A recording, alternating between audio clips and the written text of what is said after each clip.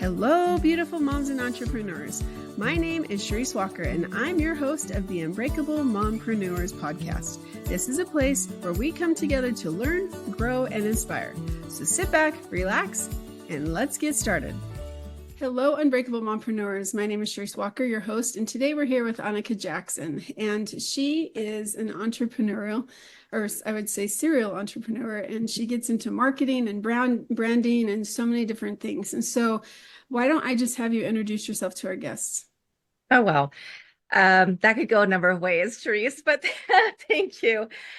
To your point, I am a multiple or serial entrepreneur. I've tried a lot of different things. I attribute that partly to my interest in learning as much as possible, being a lifelong learner, and also my ADHD. We were just talking before we jumped on about, I never would have imagined that I would be at the place that I am in life right now, that I would be teaching grad school. I would have two podcasts, one with the university and then my own, that I'd be teaching and consulting on branding, public relations, strategy, and that I would be back in grad school myself so that I can eventually teach grad school full time. I never would have thought I'd be speaking at conferences about AI and marketing and podcasting. And it's just a whole new world. And it has really happened in the last 5-6 years. So, it was a long road to get to this point. I've done a lot of different businesses. I've had a social club in Houston with a retail store. I had real estate management and investment firm for a little bit when I was married. Then we had to liquidate that. And when my daughter was really young, I tried to do things that were involved with her school or with other moms. So everything, Usborne Books, doTERRA, all of the things that we go through to try to see how can we stay connected to our kids' communities and to this friend group that we have, but also do something that might bring us a little money, or we might spend more on books than we, than we bring in. But that would just fill time up, because even as a stay-at-home mom, I always strived to do more. I wanted to be my own person, which I think is really important for women. We have to be the best parents we can be. We have to understand who we are. Yeah, that's true. And not that I'm advocating divorce, because obviously I wrote my book, Flipping the Iceberg, to save marriages. And so, my 2 secrets that I believe you should know before you get married. But for those women that are contemplating divorce because of things they're going through, or those women that are divorced, I want to speak to that for a little bit, because we were talking, and it's very interesting how when you're married, you try to become one and you do things together. And so you had mentioned that you never were in your wildest dreams. And so that 5 or 6 years ago, I'm assuming, was the time you got divorced.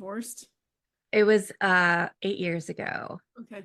Yeah, but really, since we moved back from Houston to Los Angeles, where we'd lived before, and that was when I had to completely start fresh. I didn't, have all the same friends. I didn't have all the same reputation, because I lived in Houston for 8 years and built up my business there.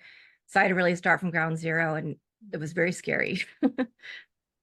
And look what you've accomplished because of it, And so I think that's what I want to speak to with the women listening today, and even the men, that you don't need to, sometimes we use our kids or our spouse as an excuse to hold us back and not do things. And that's what I really want to get to the point of is, if you have a passion, if you have a goal, if you have a dream, don't let anything hold you back. Yes, it's important to be a mom. Yes, it's important to be there for your kids. And it's important to have that balance. I had this conversation with my daughter the other day, because we just got back from a long weekend, and I just said, sweetie, I'm just burned out. I'm tired. I just want to be your mom.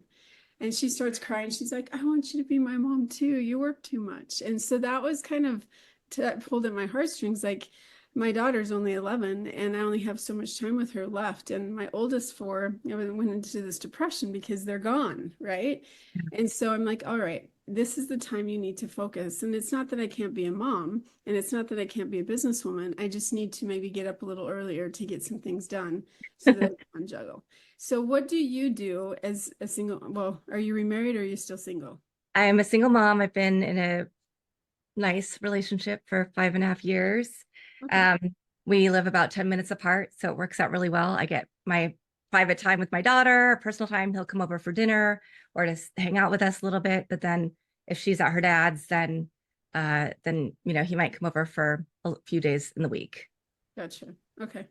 So you're really balancing things on your own. And so Yeah. what do you do to make sure that you're there for your kids? Because I used to be a single mom. I get it. And to manage everything, what are some of your tactics that you use? Oof. Yeah.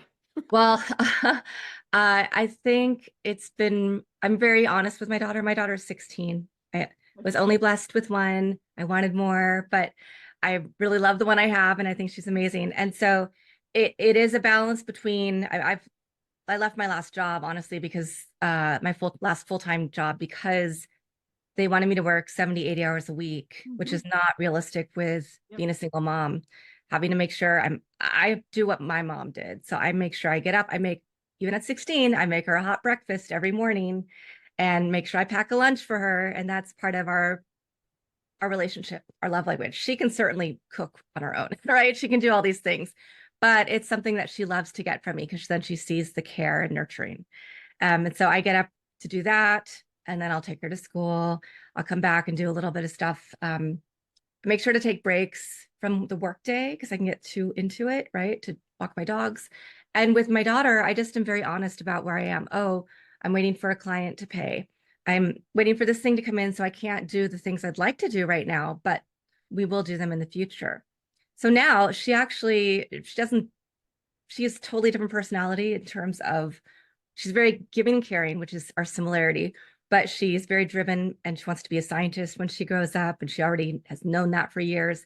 And she's not really interested in marketing and being an extrovert and the things that I do for work. Mhm. But she asks me, what are you doing today? Who are you meeting with? Is it anybody interesting? And that's what I really love. It's like she's getting to see this role model that I am now. Mhm. Now, don't get me wrong, when I was married, there were a lot of great opportunities and great experiences that I had, and I got to pour into a lot of things, and I really got to be there for her and do a lot of volunteer work and really build up my nonprofit skills, which has helped me with work. Mhm. But now it's balancing, well, if you have tennis on Wednesdays, I have class and then I teach, so I can't take you. Let's figure out something else we can do that that will work with your dad. And so there's a lot of negotiation, and we're amazing co-parents now. Good. But I just make sure to give her that time and space. Sometimes it means in the evening that I'm just going to sit on the couch and talk with her for a couple of hours and listen to what happened at school and what book she's reading and all the things she wants to get out, right? Or we watch a TV show that maybe I don't really want to watch, but we're doing it. Or we just go on a long walk with the dogs, but we find little ways to be together and we make the most of the time that we are together. And that is usually with experiences more than things. So we'll take trips. We're on the college search now. And so we're doing a lot of those trips together. And we are very great travel partners.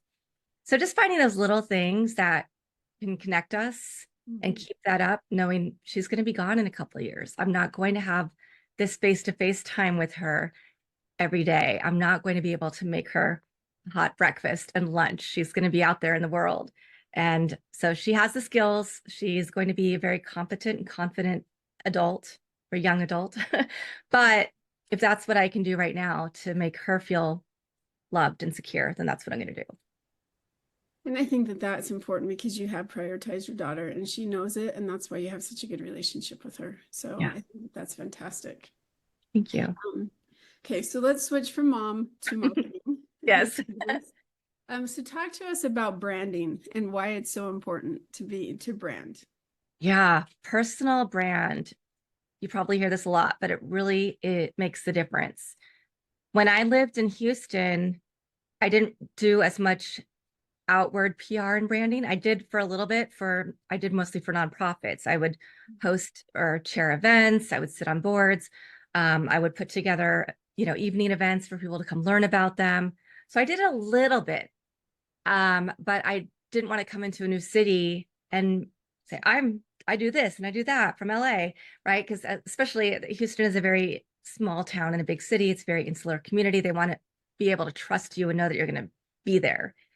So I was more known for things that I don't do at all, pretty much in LA, fashion, art, all these other things. But what that gave me is people respected me for the work I did. They knew they could depend on me and they knew who I was. So when I moved back to Los Angeles, I really just wanted to get back into PR. It took me about 6 months. I have the whole journey. I had to go on food stamps because I sold a lot to move back here. My ex did not help me with that. He moved into our old house here. My daughter was taken care of, but I was pretty much floundering. um, but started getting a few jobs, and then I started getting a few more jobs, and then people from Houston wanted to work with me. Even though they didn't see me in the PR context, they still knew who I was. They knew my integrity. They knew my transparency, how I would work with them. So they trusted me to help them with their brands. Mm-hmm. So that is the power that I've seen firsthand of personal branding and why branding is important. Branding really it should be who you are. If you have a business, what are your values? How are you going to show up for people? What kind of people do you want to help and resonate best? Who are your people, right? Do you have your right systems in place? What can you do to show up with integrity and honesty? And if that means they're not the right client for you at that time, then they'll respect that versus just taking people on and not doing a great job for them. So that's just one little case study. But to me, branding is everything. In PR, I had a lot of clients come to me who said, I have a brand. Well, what they meant, they had a brand mark, they had a logo, they had a website, they had social media, but they didn't really know the core of what they were doing and who their customers were and what problem they're solving. So we would have to backtrack a little bit, go through some branding exercises. But I think it's really easy if you center yourself as a brand on your purpose, your vision, your mission, and then you can create your positioning statement and what your goals are that align with that. You can do it for yourself and you can do it for your work, whether you work in for somebody else or you are your own boss, right? This is about entrepreneurs and mompreneurs. But some people might be intrapreneurs, but you stand out because of that brand, because you're showing up this way each and every day. And as a brand, bringing the same values into that brand, into the company ethos. And I totally agree with that. Brian Buffini is one of my mentors in real estate because I'm a realtor, and he talked about how he grew up in Ireland and his dad was a painter, and his dad went and painted these beautiful buildings and places, and he always told his son, like, part of the thing is, can you put your name to that? And they change all the light bulbs. So they were just known because his dad said, if you change the light bulbs, it makes it look brighter and nicer, and so the paint looks better because the bulbs are brighter. And so I mean, they had this brand that they had, and because of that they were known throughout Ireland, or at least in his area. And that's the part that he took with him when he came over here and built this huge real estate empire. And he teaches tens of thousands of people, or coaches them now across the country, actually internationally. And so I just think that I totally agree that it's not just a logo. Some people think, oh, I have my logo. It's like, who cares about the logo? It's when you see a logo, like we'll say Nike or Tommy Hilfiger's in my mind. I don't know why, but what do you think of behind that? Is it a Exactly. good thing? Is it a bad thing? Procter and Gamble, there's some Liz Claiborne, there's some that for a long time they had a negative connotation, and now they have this positive connotation, or they don't. It doesn't matter. But what do you want people to think of when they hear your name or your company?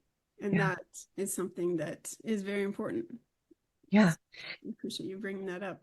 No, I love the way that you formed it and talking about the light bulb moment as well. Mm-hmm. It's part of it is like, how do you surprise and delight, right? That's the word we use a lot I in like that. marketing and sales. Like, how do we make sure that we're not just delivering what we say we're going to, but we throw in a little extra?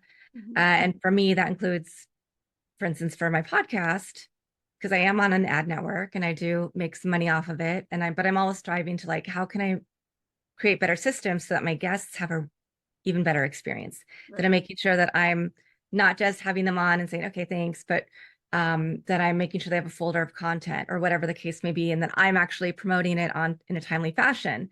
And that those are all things that are SEOing the YouTube videos or whatever the case may be, right? I'm always thinking about like, how do I need to tweak my processes to get even better at this, because it's not just about me, it's a shared experience. Mm-hmm. And I want to make sure it's good for us. And then that makes it better for the listener. For teaching, I don't have an MBA or yet, right? I was getting my master's and then I got divorced and had to drop it so I could just go back to work full time. But I can relate to my students a little more Right. because my career's been varied. Yeah. A lot of them are thinking about becoming entrepreneurs instead of going into the world of work now, and or the world of, working for somebody else or a big brand company. So I want to bring that relatability and my lived experience and how I am a student so I can understand what they're going through as students, as well as what am I doing or what am I seeing right now in the market with AI, with marketing, with branding, with digital media, which is what I teach, that I can bring to class as lived experiences that I've done with clients or that I've seen really great case studies from so that I can share practical applications. And that has helped me gain a reputation where my students want to speak with me. Even if they don't have my class, I have an office hour link that any of the students in the program can use anytime. So if they just want to talk about their capstone, if they need career advice, if they want to figure out how to set up their own business because, gosh, they were working for somebody else and then that didn't work out, but they have all these people who want to be their clients for whatever their modality is. Mhm. And I do share with them, and then that just makes them realize, yeah, she said that she would do this in class. I don't have class with her anymore. I might have graduated, but she's showing up for me still. Yep, that's good. And I know as a former teacher that taught college as well and then became a director, it is important. And I think that, I mean, I love teaching. If anyone has never done it, it's just an amazing, it's the best payoff that you could ever have Yeah. in your life. So it's just fantastic. Okay, one last question before we go. Well, there's two last questions, but one last topic is you started a nonprofit organization. So for those women or men that are listening that do not want to maybe have their company, but they want to start a nonprofit, what is your advice to them? My advice is first make sure that nobody else is doing what you're doing, if it's neighborhood specific or city specific.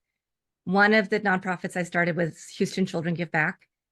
A few years later, the Greater Houston Community Foundation started the Center for Family Philanthropy and was doing very similar stuff. So at that point, we were able to dissolve. But when we started, we got to get a group of people together, figure out what was our mission. Do we see these opportunities for our kids and the way that we want to shape it? And the paperwork is a process. So maybe download it, make sure that you have everything checked off. I just am helping somebody else start a nonprofit, a client of mine, and the paperwork came back. They had just had a couple questions. I think it went to one of her addresses because if I'd had those questions, I would have answered them and we would have gotten the status right away. So make sure that you're also paying attention to the calls and the emails and mail, anything that you get back from the IRS when you're starting your status. My other nonprofit, Learn, Grow, Lead, we started because we wanted to make sure that we had a US branch for transparency, right? So nobody's paid, it's all volunteer. And then we have a partner organization in Ghana that we get all their meeting minutes, their bank records. We know that they're certified by the country. We have a home there for kids, and we know that that is certified. So you want to really think through what you know, what you want to do, but then what are the unknowns? And that's something that we didn't really do when we were so excited. We didn't think about what are the ongoing expenses of having, it's an orphanage, but it's you can't, adopt kids out of it. It's really a home, a safe place for kids who don't have a home to live, be able to go to school and all that. So, but we didn't think about, oh gosh, okay, we paid for the building, but is the organization there going to have enough money for recurring expenses to make sure that they're paying for all the help, meals, transportation to school, because the space that we were able to get was a little bit far from the schools. So you need to think through all the questions and ask people who might know more, or put it in, put it in AI now. What am I not thinking about with this topic? Here are the things that I know, but what am I not asking? And it'll do a really good job. We didn't have that when I started mine, but that's what I would do now is what are the things I'm not thinking about? Because it'll be able to tell you, here's some other questions that you need to make sure that you know. Great advice. That's so good. And I'm looking at starting a nonprofit. And so, I Oh, mean, I think that's yeah. advice to know. So I've heard that it's a beast, but I'm determined. Awesome. Well, and you So, have to have that. You have to be willing, like, this is something you really want to do in your heart of hearts. mhm. And you're going to put as much as you can into it. Because if you're not going to do it that way, it's not going to succeed. It's not going to be a great brand. People are not going to believe in it. Right. Nope, that's very true. Okay, so my last question is, I want you to imagine yourself sitting on a park bench. And so I'm going to go 2 different ways and you can choose which one. Okay. And you're either talking to a brand new mother who's 9 months pregnant and sitting down on a park bench, and she first mother, and now that you've had the 16-year-old phase, any time of that 16-year-old's life, what advice would you give her? So that's the first question you can answer. Or the second one is, you're talking to your 19-year-old self. What advice would you give her? Okay. Well, I might do like a 1 sentence for the second one. For the first one, though, I would say throw out all the advice that you think you need, right? My birth plan, I threw that out the window. I did not want to listen to any of the music that I had put on the list. I didn't want to talk about things like, it's not expect the unexpected, but it's all such a beautiful journey. There is not an age with my daughter that I haven't loved and that I haven't cherished, and been so excited to see who she's becoming at each stage and what she's learning and growth. People will tell you you need to breastfeed for a couple of years. People are going to tell you other things, right? But you have to figure out what's right for you and your daughter. I had the intention of being one of those, of breastfeeding for as long as I could. My daughter at 3 months was like, nope. She just would turn away. But I also had a different, I had dreams about her before she was born. It was this whole thing. So I feel like that wasn't what a lot of people are like, that's the connection you're making. I'm like, I think our connection is a lot deeper than that. I had to honor her, and I tried forcing it a couple times, but just don't listen to anybody else. And what people say is the best practice. You have to do what's right for you and your child to thrive. And for my 19-year-old self, I would just say, don't worry so much about what other people think. Just stay true to your own path and know that it's all going to work out, and it's going to be more beautiful than you could have imagined. That's so fantastic. Well, thank you so much, Anika, for being on the show. It's great advice that you have, whether it be for business, whether it be for mom or your personal life. You're resilient and a perfect example of a woman who has been through a lot and has overcome, and is just, what's the word, glowing, shining, and you've come into your own. So thank you. And moms, if you're struggling, or if you're going through things like that, or if you want to reach out, Anika, how do they find you if they want to talk to you? Yeah, they can reach out on yourbrandamplified.com. I have a link that should lead them to my Calendly for a 30-minute gab session about anything. There's no sales pitch at the end of it. Just, I'm willing to talk if you want to start a podcast, if you're thinking about going back to school. I mean, I'm going to turn 50 this year, and I'm getting my master's. So you can do anything at any age. I'm happy to talk to you about strategy, branding, PR, AI, motherhood. Just bring it on. Nonprofits, right? Just bring it on. That's what I'm here for. Well, thank you. And listeners, reach out and go out and make it a great day. Beautiful moms, remember, you are unbreakable. Keep illuminating the world with your strength, pursuing your dreams, and reveling in the splendor of motherhood. This is Charisse Walker, bidding you farewell for now.